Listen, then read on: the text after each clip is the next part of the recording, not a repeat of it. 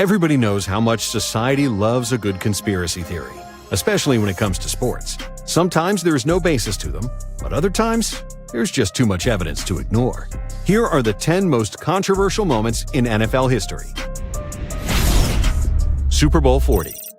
Looking at the final score from Super Bowl 40 between the Pittsburgh Steelers and the Seattle Seahawks, it would seem like there shouldn't be much controversy here. The Steelers easily won 21-10, but that score doesn't tell the full story. The Seahawks were flagged on multiple occasions on controversial, crucial calls. It looked like the Seahawks were playing against both the Steelers and the officials that night. Typically, people usually attribute claims such as these to emotions from fans who are mad their team lost or despise the other team. Well, that all changed with this situation when a referee from the game, Bill Levy, opened up about his performance officiating that contest 4 years later. Levy said, "I kicked 2 calls in the fourth quarter, and I impacted the game, and as an official, you never want to do that. It left me with a lot of sleepless nights, and I think about it constantly. I'll go to my grave wishing that I'd been better." While this implies that there was no malintent, it confirms that Seattle was robbed, and the Seahawks fans have every right to be sour about what transpired in Detroit in 2006. I'm not sure if this makes the Seattle faithful feel better or worse, though. 2018 NFC Championship game. With under 2 minutes to play in the fourth quarter of the 2018 NFC Championship game between the New Orleans Saints and the Los Angeles Rams, the score was tied 20-20. Drew Brees and the squad faced the critical 3rd and 10 from the LA 13-yard line. Brees found his wide receiver Tommy Lee Lewis on a wheel route. Lewis would have at least had the first down and probably a touchdown had he caught the pass. So Rams cornerback, nickel Roby Coleman decided to just lay out Lewis to prevent him from making the catch. Watching it live, it was clearly defensive pass interference, and the Saints would be in prime position to either run out the clock and kick the game-winning field goal or score a touchdown. Except the flag never came. All 73,000 Saints fans in attendance let the refs know how they felt about the missed call, as did New Orleans head coach Sean Payton. His team was forced to settle for a field goal and left enough time for the Rams to drive down the field and kick a field goal of their own to send the game into overtime, where LA would win and punch their ticket to the Super Bowl. Roby Coleman later said, "Yes, I got there too early. I was beat and I was trying to save the touchdown." Well, he ended up saving his team's season and temporarily changing the NFL. It was such an egregious missed call that the league implemented a new rule the following season, where teams could challenge plays involving potential pass interference. Additionally, a judge in Louisiana ordered Roger Goodell and 3 officials to testify over the no call. An attorney filed suit over the game seeking $75,000 in damages to be donated to charity. Super Bowl 3. The Baltimore Colts came into Super Bowl 3 as heavy favorites against the New York Jets. The Colts were 13-1 and had only scored under 20 points once all season as they were led by league MVP Earl Morrall. Morrall and his Colts were upset by the Jets 16-7 as Morrall completed just 6 of his 17 passes and threw 3 interceptions. It seemed as though the Colts had intentionally thrown the game. You're probably wondering, why would a team ever intentionally lose in the Super Bowl? But there are actually a couple of theories explaining why. Some people believe that the Colts were paid off to not put forth any effort to help make the AFL look legitimate, because at that time there were 2 separate leagues, the National Football League, NFL, and the American Football League, AFL. By making the AFL seem more competitive after 2 blowout losses in the first 2 Super Bowls, they could come together and form the NFL that we know today. Another theory comes from Colts star defensive lineman Bubba Smith, who claimed in his autobiography that the game was fixed by a bookmaker in New York and members of the NFL Players Association. Dez caught it. With 5 minutes left in a 2014 divisional round matchup between the Dallas Cowboys and the Green Bay Packers, the Packers were holding on to a 25-21 lead. Facing a 4th and 2 from the Green Bay 32, Tony Romo found his wide receiver Dez Bryant streaking down the left sideline, and Bryant made a sensational leaping grab over the Green Bay defender Sam Shields right around the goal line. Green Bay challenged the catch, and the call was overturned, much to the surprise of anyone watching the game. After being initially ruled a catch on the field and needing conclusive evidence to overturn the original call, it didn't seem like there was nearly enough to overturn it. Instead of 1st and goal from the 1, it was a Dallas turnover and they went on to lose the game. 3 years after the incident, the NFL Competition Committee unanimously agreed that Dez did in fact catch it. It's a phrase that will forever be tied to the legacies of Bryant and Romo and an everlasting running joke on social media. Super Bowl 36.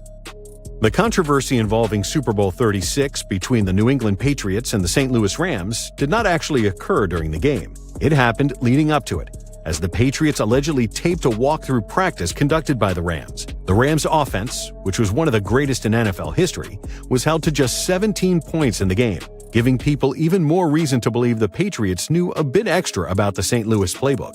When it looked like the Rams and Patriots were going to meet in another Super Bowl in Super Bowl 53, former Rams Hall of Fame running back Eric Dickerson said, "We want a rematch against the Patriots. We want them back again because they cheated us. They cheated us. They cheated us. They know they cheated us back in New Orleans. They watched our film, so we want some more of them." Another Hall of Fame running back for the Rams is just as salty about the incident. In 2013, 11 years after the game, Marshall Faulk said, "Am I over the loss? Yeah, I'm over the loss. But I'll never be over being cheated out of the Super Bowl. That's a different story." The Tuck Rule Game. As much as Patriots fans love the narrative that Roger Goodell and the NFL are out to get them, here they are again on this list, benefiting from additional aid. In a 2002 AFC Divisional Round matchup, the Oakland Raiders led the Pats 13-10 late in the fourth quarter. New England was driving when Oakland defensive back Charles Woodson hit Tom Brady, forcing him to drop the ball. The Raiders fell on the ball, and the play was initially ruled a fumble on the field, likely ending the game. The play was reviewed and overturned, as the officials cited a rule that nobody had ever heard of until that play, called the Tuck Rule. They determined that because Brady had been bringing the ball forward before attempting to bring it back down into his body, the play should be ruled as an incomplete pass. The Pats ended up winning the game and going on to win the Super Bowl, but people still wonder whether or not that call would have been made for any other quarterback or franchise. Power outage in the Super Bowl.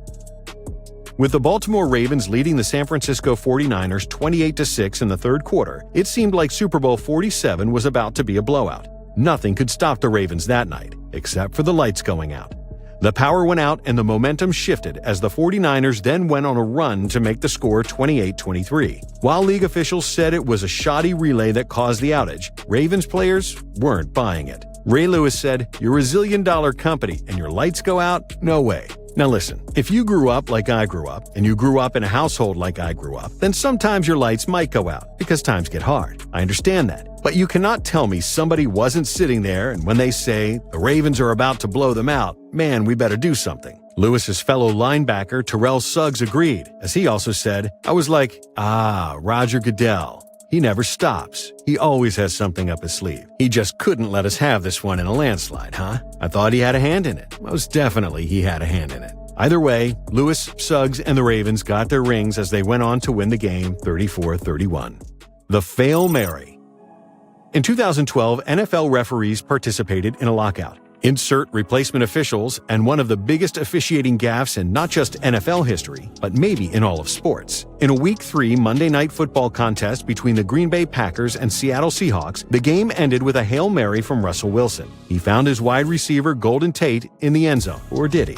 One replacement official ruled touchdown, while another signaled touchback for an interception, all while it appeared Packer defensive back M.D. Jennings may have had possession of the ball. Additionally, Tate clearly pushed off to make the catch and should have been called for offensive pass interference. The officials conferred and ruled it a touchdown, giving the Seahawks the win in a play known as the Fail Mary, or the inaccurate reception. 2 days later, the NFL and NFL Referees Association announced they had reached an agreement to end the lockout. I guess this all-time embarrassing moment for the league brought the two parties together. If it means never seeing replacement referees in another game, I'm glad this happened. Sorry, Green Bay fans. Bottlegate.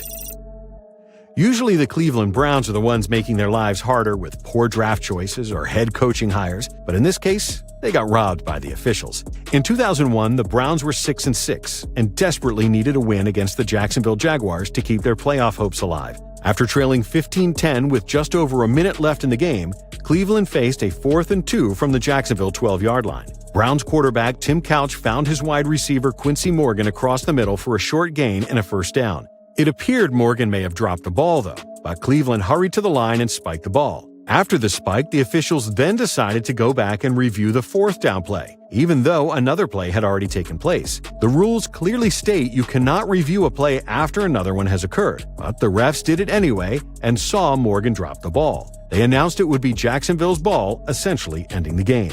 Having seen their franchise taken away in 1995 and not making the playoffs since the team's return in 1999, the Browns fans did not handle this decision or action by the officials well. Some fans ran on the field in protest, and others threw bottles onto the field. They were so out of hand that the officials decided to call the game early, with 48 seconds remaining, in a move that had never been done before in NFL history.